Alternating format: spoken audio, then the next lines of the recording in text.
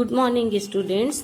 आज हम पढ़ रहे हैं आरोह में पद्यखंड और पद्यखंड में 134 135 पेज नंबर पे ये जो चित्र दिखाई पड़ रहा है ये है कवि भवानी प्रसाद मिश्र जी। इनकी रचना पढ़ेंगे जिसका शीर्षक है घर की याद। कुछ लिख के सो कुछ पढ़ के सो तू, जिस जगह जागा सवेरे उस जगह से बढ़ के सो।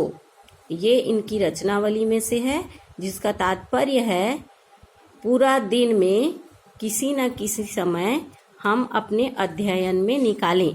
कुछ लिख के कुछ पढ़ के माने समय का सही उपयोग करें, और जिस जगह जागा सवेरे उस जगह से बढ़ के सो तू। कहने का तात्पर्य है पूरा दिन निकलने में कहीं न कहीं आप ऐसे कार्य करें जिससे उन्नति हो, आगे बढ़ें, तभी आपका दिन सफल है। बढ़ के सो से तात्पर्य है दिन बिताने में आप इतना समय अपने लिए कुछ अच्छा करके ही उस दिन को व्यतीत करें। भवानी प्रसाद मिश्र जी का साहित्यिक परिचय। जन्म सन 1913 टिगरिया गांव होशंगाबाद मध्य प्रदेश में हुआ था और इनकी मृत्यु सन 1985 में हुई। इनकी प्रमुख रचनाएं हैं सतपुड़ा के जंगल, सन्नाटा, गीत फरोश, चकित है दुख, बुनी हुई रस्सी, खुद के खुशबू के शिलालेख, अनाम तुम आते हो, इदम न मम आदि। ये इनकी प्रमुख रचनाएं हुई। इन्हें प्रमुख सम्मान मिला था जैसा इसमें दिखाया गया है, आप इसी प्रकार शीर्षक डाल के लिखिए। साहित्य अकादमी मध्य प्रदेश शासन का शिखर सम्मान, दिल्ली प्रशासन का गालिब पुरस्कार एवं पद्मश्री से अलंकृत। अब जो नीचे दिया जा रहा है उसमें से आपको लिखनी है साहित्यिक विशेषताएं। साहित्यिक विशेषताएं में है पहला, सहज लेखन और व्यक्तित्व का नाम है भवानी प्रसाद मिश्र। कविता और साहित्य के साथ साथ राष्ट्रीय आंदोलन में जिन कवियों की सक्रिय भागीदारी थी उनमें ये प्रमुख हैं। गांधीवाद पर आस्था रखने वाले मिश्र जी ने गांधी वाङ्मय के हिंदी खंडों का संपादन कर कविता और गांधी जी के बीच सेतु का काम किया। यहाँ तक में है पहली विशेषता। आपको इतना उल्लेख करना ही है, माने कॉपी में जो पहला नंबर डालेंगे साहित्यिक विशेषताएं उसमें यहाँ तक लिखेंगे ही।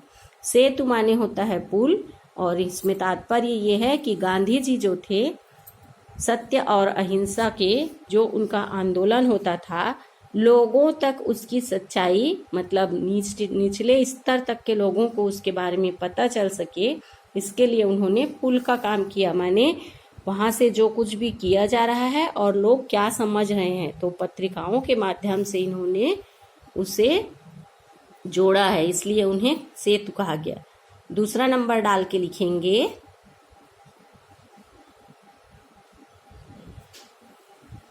भवानी प्रसाद मिश्र की कविता हिंदी की सहज लय की कविता है।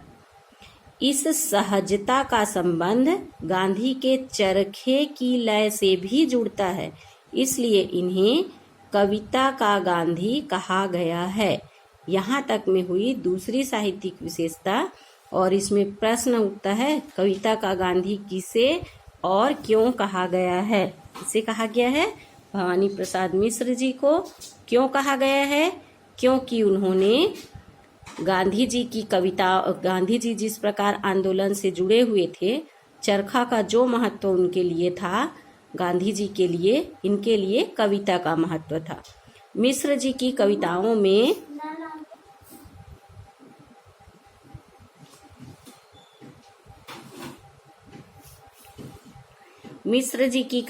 में बोलचाल के गद्यात्मक से लगते हैं। माने आधुनिक कविता में जो बोलचाल में होता है वही सब बातें होती हैं। कविता में बदल देने का किससे? वाक्य विन्यास से, माने ऐसे शब्दों का प्रयोग जिसको सुनकर लोग उस कविता को समझ पाएं। इसी का कविता सहज और लोक से अधिक करीब है, माने इनकी कविता लोक माने जनता के अधिक करीब है। उसके बाद तीसरा नंबर डालेंगे साहित्यिक विशेषताएं में। ये तीसरी विशेषता है, भवानी प्रसाद मिश्र जिस किसी विषय को उठाते उसे घरेलू बना लेते हैं। आंगन का पौधा, शाम और दूर दिखती पहाड़ और नीली चोटी भी जैसे परिवार का एक अंग हो जाती है। यहाँ तक में है तीसरी विशेषता। वृद्धावस्था और मृत्यु के प्रति भी एक आत्मीय स्वर मिलता है। कहने का तात्पर्य है कि घर परिवार में जिस प्रकार हम एक दूसरे के लिए आभास करते हैं, कविता में उन्होंने इसी प्रकार वृद्ध अवस्था के लिए भी लिखा है। और प्रौढ़ माने होता है युवा, तो प्रौढ़ प्रेम माने युवाओं के बीच जो संबंध होता है उसके लिए भी इन्होंने श्रृंगारिक के बजाय सहजीवन के माने एक दूसरे के साथ जीवन बिताने के लिए सुख दुख और प्रेम की व्यंजना है। ये जो भावनाएं एक दूसरे के प्रति होती है उस पर इनका लेख है। तीसरा नंबर डाल के लिखेंगे, नई कविता के दौर में के कवियों में मिश्र जी के यहाँ व्यंग्य और क्षोभ भरपूर है। यह प्रतिक्रिया परक न होकर सृजनात्मक है। गांधीवाद पर आस्था रखने के कारण उन्होंने अहिंसा और सहनशीलता को रचनात्मक अभिव्यक्ति दी है। यहाँ तक में पूरी होगी एक और विशेषता। इसका तात्पर्य ये है कि उन्होंने जो रचनाएं की हैं, नई कविता आधुनिक काल में जो हम हिंदी साहित्य में पढ़े, स्वतंत्रता के बाद जो कविताएं लिखी गई जो समाज से संबंधित थी उन्हें नई कविता कहा गया, जिसमें रस छंद लय का बंधन नहीं है, बल्कि कविता के माध्यम से समाज को कुछ विशिष्ट प्रेरणाएं मिलती हैं। कवियों में माने बहुत से कवि उस समय हुए, जिनमें से एक ये भी थे। कौन? भवानी प्रसाद मिश्र जी।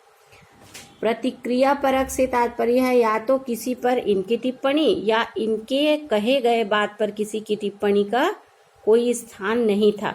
सृजनात्मक माने उससे कुछ नव निर्माण हो, माने कुछ नवीनता आए, कुछ आगे बढ़े, ऐसी बातें हैं। अब बताया जा रहा है कि जो हम कविता पढ़ेंगे उसका केंद्रीय भाव क्या है। घर की याद कविता में घर के मर्म का उद्घाटन है, माने जिस घर में अभी रह रहे हैं ना, उस घर में यदि कुछ समय के लिए न रहने को मिले, माने घर से दूर हों, तो वहाँ की उनकी एक एक चीज याद आती है, उसका उन्होंने वर्णन किया है। कवि के अनुसार वे इस समय कहाँ थे? कारावास में। कवि को जेल प्रवास के दौरान घर से विस्थापन की पीड़ा सालती है, माने वे घर को याद करते हैं तो उन्हें कुछ राहत मिलती है कि घर से दूर हूं, तो उसकी उन यादों को उन्होंने कविता के रूप में लिखा है।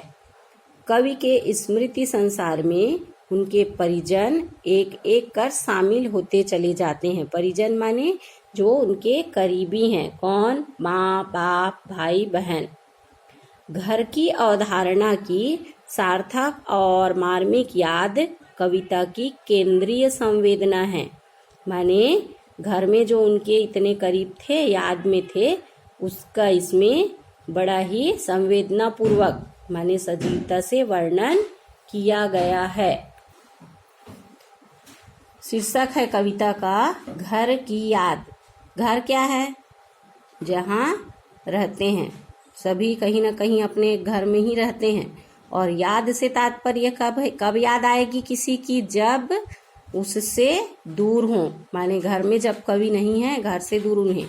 ये इसलिए शीर्षक दिया गया है क्योंकि अधिकांश समय, बहुत समय तक उन्होंने कारावास में काटा। सक्रिय आंदोलन के भागीदारी रहे हैं। कौन से? जो हमारा स्वतंत्रता संग्राम हुआ, तो इसलिए वे घर को याद करते हैं और कारावास में जो पीड़ा उनको मिल रही थी उससे राहत के लिए वे इन स्मृतियों को कविता के रूप में लिखे हैं। कविता है जिसमें प्रथम 2 पद्यांश है। आज पानी गिर रहा है, बहुत पानी गिर रहा है, रात भर गिरता रहा है, प्राण मन घिरता रहा है। बहुत पानी गिर रहा है, घर नजर में तीर रहा है, घर की मुझसे दूर है जो, घर खुशी का पुर है जो। इसमें संदर्भ है प्रस्तुत पद्यांश हमारी पाठ्य पुस्तक कौन सी है? आरोह के पद्य खंड के घर की याद कविता से अवतरित है और इसके रचनाकार आधुनिक काल के कवि भवानी प्रसाद मिश्र जी हैं। प्रसंग, इन पंक्तियों में भवानी प्रसाद मिश्र जी ने जब वे घर से दूर कहाँ थे? कारावास में, तो घर की स्मृति, घर की यादों का वर्णन किया है।